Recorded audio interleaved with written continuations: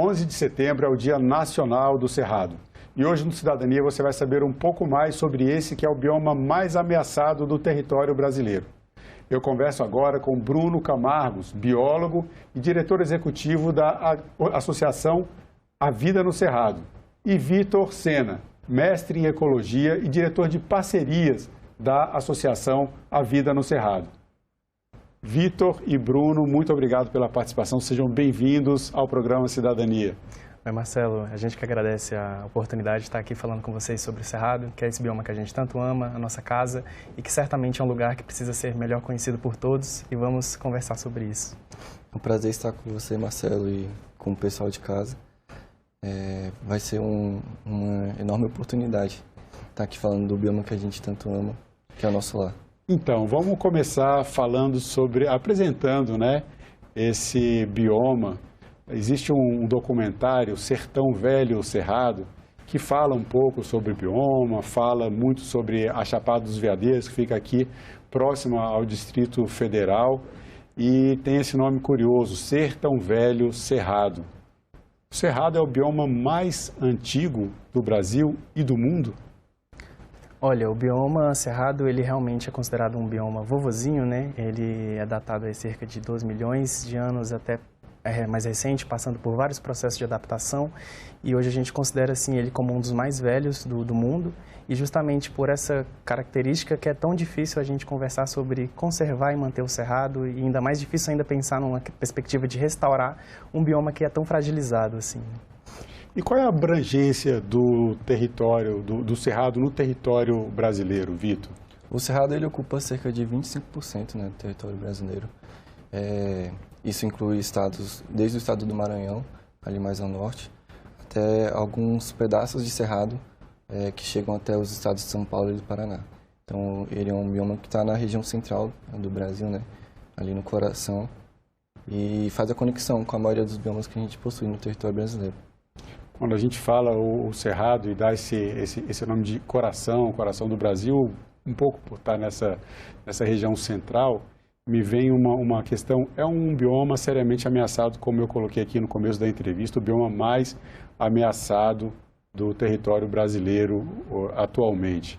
Como é que está esse cenário de desmatamento do território? Quanto que o Cerrado já perdeu de cobertura nativa?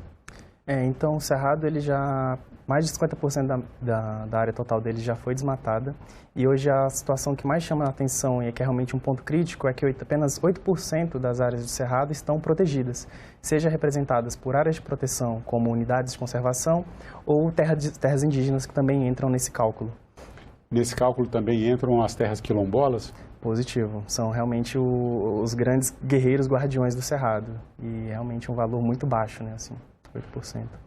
Menos de 50% da cobertura nativa é o que resta hoje do Cerrado, Vitor. Você falou que o Cerrado está no coração do Brasil. O Cerrado está indicando que o país pode ter um infarto ecológico se seguir com esse ritmo de desmatamento? Infelizmente, sim.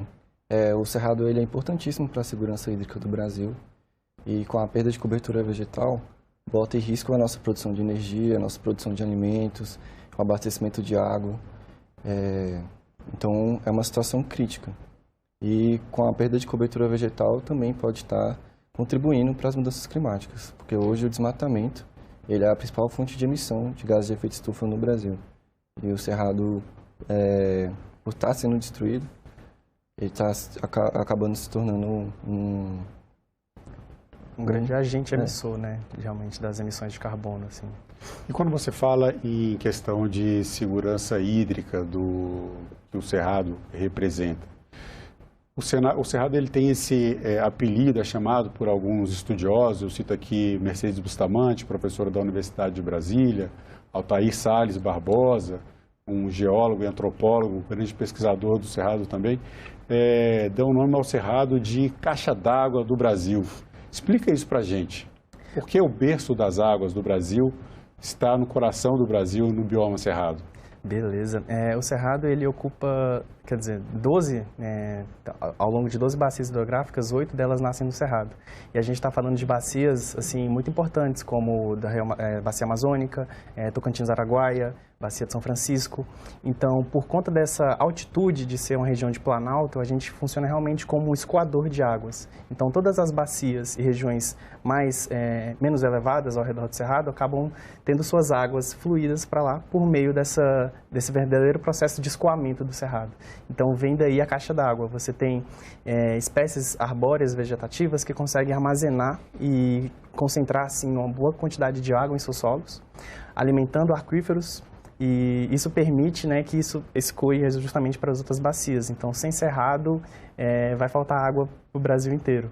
E se a Amazônia é o pulmão do mundo, o cerrado, além de coração, está aí com essa missão de pulsionar as veias, né, das águas ao longo de todo o território nacional e da América do Sul também.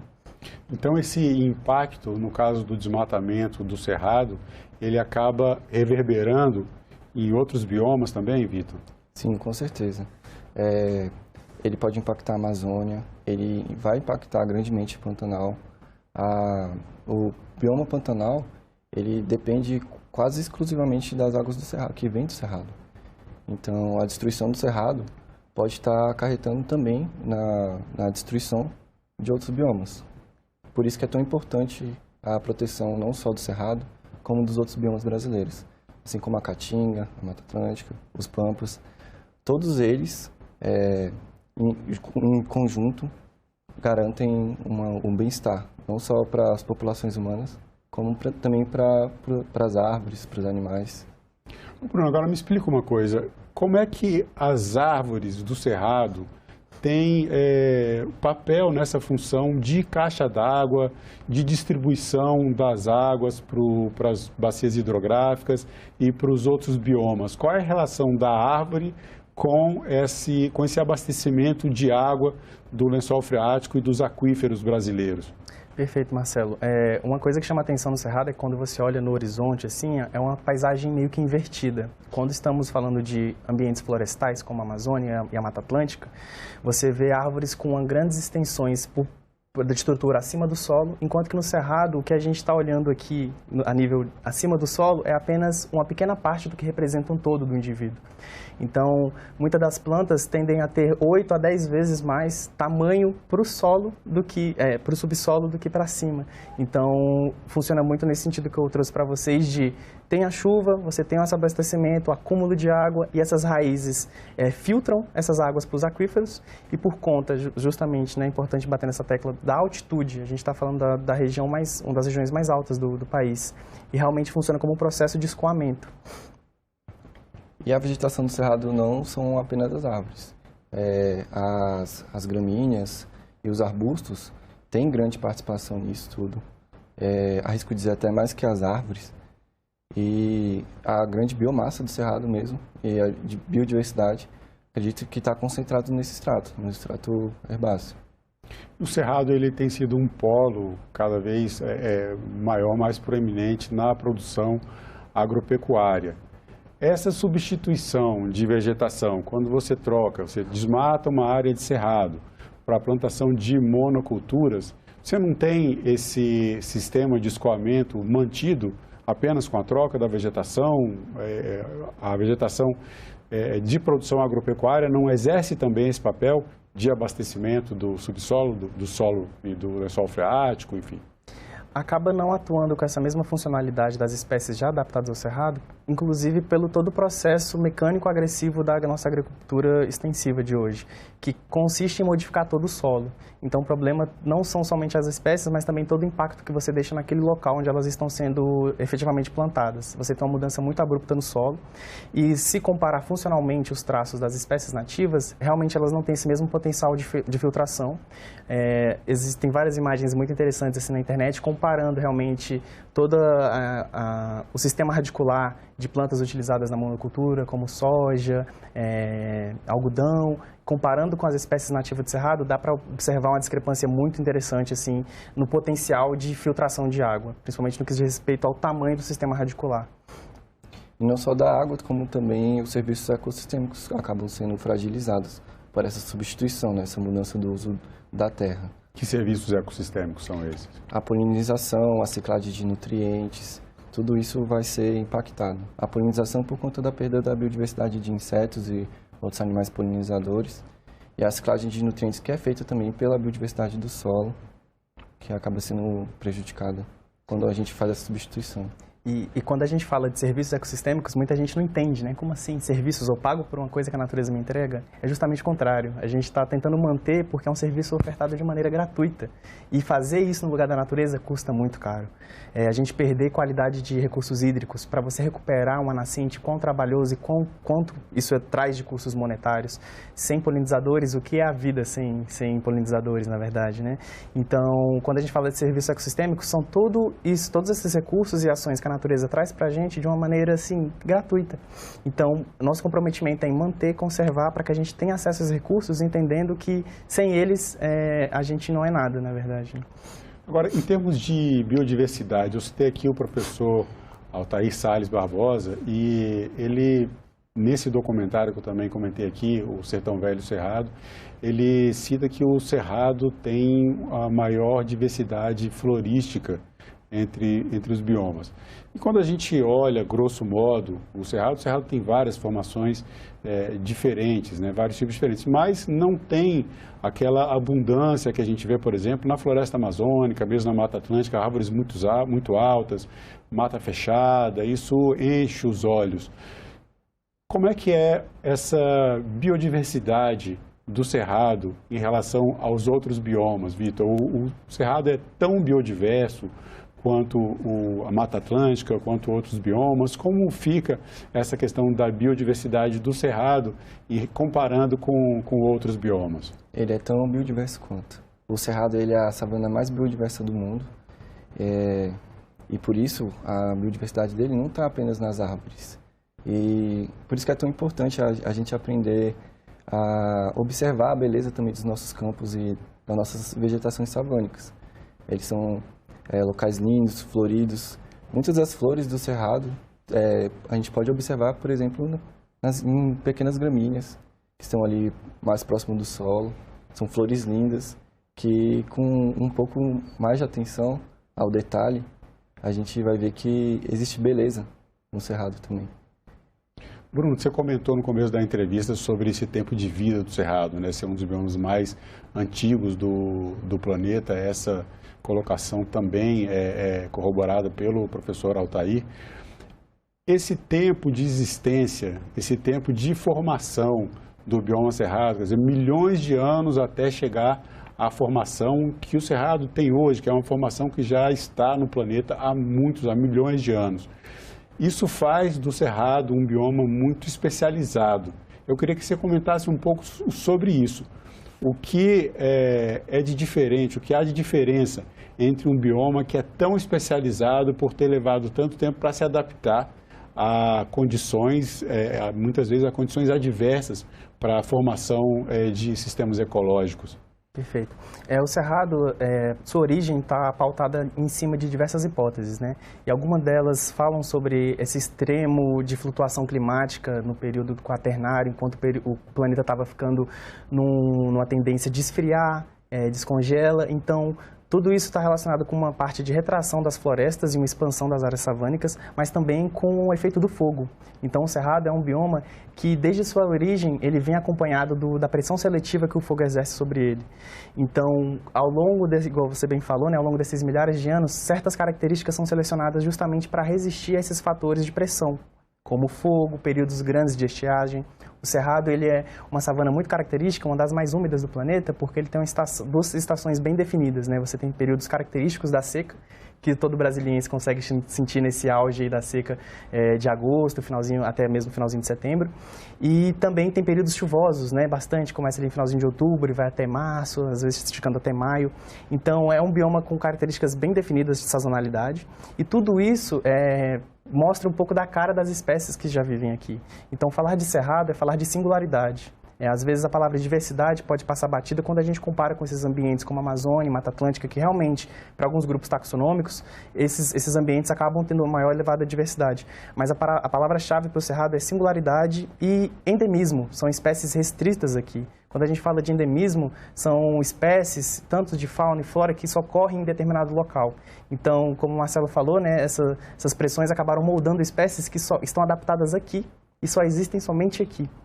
Então, isso é algo que chama muita atenção, porque se a gente perder isso, a gente está perdendo uma longa história evolutiva e que tem muita coisa para contar, né? Essa ideia de singularidade que o Bruno colocou, que traz o nome de hotspot, Vitor? Isso, junto com a singularidade também. Explica pra gente esse conceito, hotspot. Hotspots são áreas onde tem grande diversidade, mas também são áreas que sofrem com grandes pressões. Então, o Cerrado ele é uma dessas áreas, por ter uma grande diversidade e por sofrer pressões como o desmatamento, as queimadas, e por isso que ele é considerado um hotspot. Agora, Bruno, no caso, essa especialização, essa singularidade do Cerrado, ela traz uma questão que nos acende o alerta quando se fala em conservação do bioma. A gente tem, inclusive, um projeto de lei aqui no Senado Federal, o projeto de lei 5462 de 2019, e logo no começo ali do projeto, né, no texto que explica o projeto, fala em conservação, proteção da biodiversidade, regeneração. O bioma cerrado, por ser tão especializado, é um bioma mais difícil de se regenerar uma vez desmatado? Certamente, tanto pela especialização quanto esse fator idade, né? Realmente são espécies muito adaptadas a esse ambiente. E uma vez que a gente perde, a probabilidade de a gente conseguir recuperar em a sua grandeza e complexidade é realmente muito complicado. Principalmente quando a gente fala de regeneração da savana, que é realmente trazer os campos nativos, é muito complicado porque acaba sofrendo muito perante as plantas exóticas, né? Então, fazer uma semeadura direta, que é um método de regeneração de cerrado, é algo muito custoso. São vários pesquisadores, cito a UNB, que é a minha casa como exemplo, né, que trabalham há anos nessa pesquisa, e é realmente algo que demora muito tempo para você ter um resultado e expõe a problemática de você recuperar um bioma tão sensível, né? Porque o ônus da singularidade é isso, você se torna muito sensível também a efeitos adversos, né, e outras pressões. Vitor, você que é o diretor de parcerias do A Vida no Cerrado, como é esse trabalho da associação, uma organização civil, na verdade, hoje, né, A Vida no Cerrado? Conta um pouco dessa história e o que moveu vocês, jovens, aí a se engajarem nessa luta pela preservação do Cerrado. Nós começamos com divulgação científica, né, nas redes sociais, principalmente na plataforma Twitter, por volta de meados de 2020. O nosso fundador, né, o Caio, ele começou a fazer a divulgação do bioma cerrado, e eu e o Bruno começamos a acompanhá-lo, pois o cerrado é a nossa casa, né, nosso objeto de estudo, e admiramos o trabalho dele e começamos a querer nos engajar também. Sempre foi um desejo poder falar sobre o cerrado e contribuir com a sua conservação. Então a gente começou com postagens sobre os animais, as plantas, sobre os nossos parques nacionais, e a partir daí veio surgindo um desejo ainda maior de poder estar participando desse debate público de maneira institucional. E no final do ano passado nós decidimos institucionalizar o nosso projeto, que agora é uma organização da sociedade civil, feita por juventude, para juventudes. E nós temos buscado, né, esse contato e essas parcerias, tanto com pessoas da nossa idade, pessoas mais jovens, quanto com as organizações e pessoas que estão aí há mais tempo, né, que são mais experientes, que a gente ainda tem muito a aprender com eles. Bruno, o Cerrado não tem a mesma evidência nas mídias, né, nos grandes veículos, como tem a floresta amazônica, né? Toda a discussão, não digo todo, mas grande parte das discussões hoje sobre mudanças climáticas, sobre conservação de florestas, sobre preservação ambiental, especialmente quando diz respeito ao Brasil, é muito voltada para a Amazônia. E vocês estão começando aí, fazem parte aí de uma juventude que está levantando a bandeira de defesa do bioma cerrado. Como é que você avalia esse trabalho, desse período que você está participando do A Vida no Cerrado? Você acha que está conseguindo um engajamento maior da juventude, a consciência a respeito da importância do bioma também está se ampliando e está sendo mais divulgada? Tem mais pessoas aderindo a essa luta? Olha, como a gente estava conversando no início da entrevista, né, quando a gente tomou essa frente para atuar como divulgadores científicos em prol do Cerrado, principalmente nas redes sociais, que foi quando a gente começou a atuar, não tinha nada sobre o Cerrado. A gente ocupou um espaço que estava sendo pleiteado por divulgadores da Amazônia, da Mata Atlântica, alguém eventualmente falando do grupo taxonômico que ele trabalha. E quando a gente ocupou esse espaço, a gente teve uma resposta muito rápida do público. São justamente, por se tratar de um bioma tão grande, né, metade da metade do Brasil é cerrado. Tem muita gente aqui. Muita gente se sensibiliza ao ver a sua casa sendo exposta como algo muito lindo, algo muito único. E a gente tenta trabalhar com essa questão de ativar esse sininho de, olha, você mora no Cerrado, o Cerrado é sua casa também. E eu acredito que a gente tem tido um retorno muito positivo nesse sentido. É um dos momentos que a gente mais conseguiu chamar a atenção na atuação nas mídias, foi quando, por meio de falas de deputados, de que o Cerrado era um lugar vazio, sem vida, feio, um deserto, a gente conseguiu opor essa ideia. E para isso foi um dia maravilhoso que a gente puxou uma hashtag mostrando que o Cerrado não era deserto, puxando, né, a mobilização dos nossos seguidores para, olha, sai fora da sua casa e tira uma fotinha de uma planta, de um bicho do Cerrado e vamos mostrar para o mundo que essa beleza existe, está aqui. Ela está sendo negligenciada por vários fatores que a gente sabe quais são, mas a gente precisa ser força e resistência para mostrar que é único, é belo e existe, né? Então, sinto que a gente tem muito esse retorno positivo. A Vink trabalha muito nessa questão da sensibilização ambiental, desde mostrar que existe a colocar as populações integradas com isso. Então, a gente trabalha muito com concurso de fotos, a gente fez recentemente, de realmente incentivar nossos seguidores, né, que a gente chama de serrativistas, de darem a cara a tapa, de saírem no mato, comer cerrado, beber cerrado, identificar frutas, verem plantas. Então, a nossa atuação também foi nisso, né, do pessoal mandando foto, que bicho é esse, que planta é essa? E, na medida do possível, a gente vai construindo essa rede colaborativa, assim. Acaba que essa divulgação em redes sociais, a internet, ela ajuda a potencializar, né, dar voz a tantos discursos, e que bom que esteja dando voz a esse discurso que vocês têm em defesa do Cerrado. A gente vai colocando aqui na nossa tela o endereço do Instagram, que é o mesmo do Twitter, que vocês têm uma atuação forte também, e também do site A Vida no Cerrado. Agora, Vitor, a data 11 de setembro foi criada por decreto e, neste ano de 2023, completa 20 anos que existe o Dia Nacional do Cerrado. Como você enxerga esse período de 20 anos desde que foi instituída essa data? Avançamos, regredimos, temos o que comemorar ou temos o que lutar para a conservação do bioma? Como é que você avalia esses 20 anos de Dia Nacional do Cerrado? Eu avalio como uma oportunidade de luta. Tem sido preocupante esses últimos 20 anos, o Cerrado perdeu boa parte da sua vegetação nativa,